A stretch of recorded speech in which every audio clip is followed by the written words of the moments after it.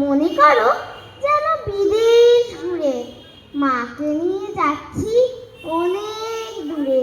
তুমি যাচ্ছ পালকিতে মা চড়ে, দরজা দুটো একটুকু ফাঁক করে। আমি যাচ্ছি রাঙা ঘোড়ার পরে, টগবগিয়ে তোমার পাশে পাশে। রাস্তা থেকে ঘোড়ার ঘুরে ঘুরে রাঙা ধুলোয় মেঘ উড়িয়ে আসে।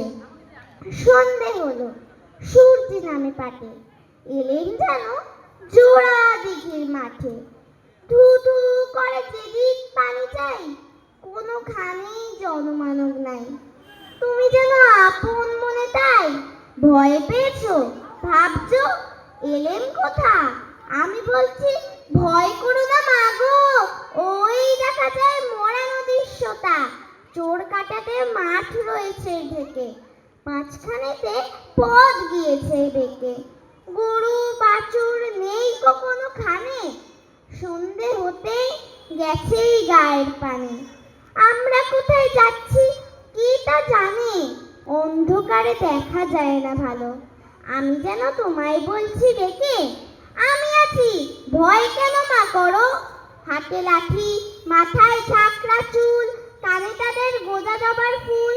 আমি বলি দাঁড়া খবরদার, এক পা কাছে আসিস যদি আর। এই চেয়ে দেখ আমার তরোয়াল, টুকরো করে দেব তোদের সেনে। তুমি শুনে তারা লম খুদিয়ে উঠে, চেঁচিয়ে উঠলো হারে রে রে রে। তুমি বললে যাস রে খোকা উড়ে। আমি বলছি দেখো না চুপ করে। ছুটিয়ে ঘোড়া গেলেন তাদের মাঝে, ঢাল তলোয়ার ঝনঝনিয়ে বাজে। কি ভয়ানক লড়াই হলো মাঝে, শুনে তোমার গায়ে দেবে কাঁটা। কত লোক যে পালিয়ে গেল ভয়, কত লোকের মাথা পড়লো কাটা। এত লোকের সঙ্গে লড়াই করে ভাবছো খোকা গেলই বুঝি মরে। আমি তখন রক্ত মেখে ঘেমে বলছি এসে লড়াই গেছে থেমে।